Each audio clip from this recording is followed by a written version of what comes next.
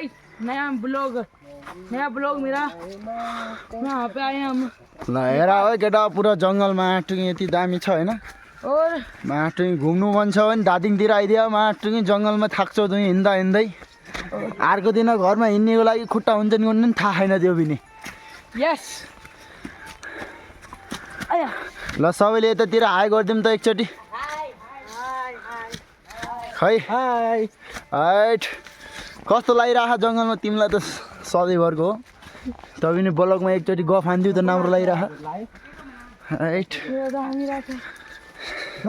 हाम्रो यति राम्रो जङ्गल छ होइन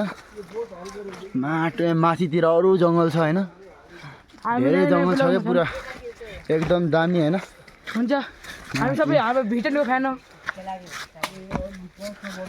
आज माटो खानाको त केही पनि छैन होइन अब जङ्गल घुमिदिनु होला माटो आज केही डिस आएन होइन सबै खाना पछि बनाउँदै गरौँला पहिला जङ्गल घुम्दै गर्नुहोस्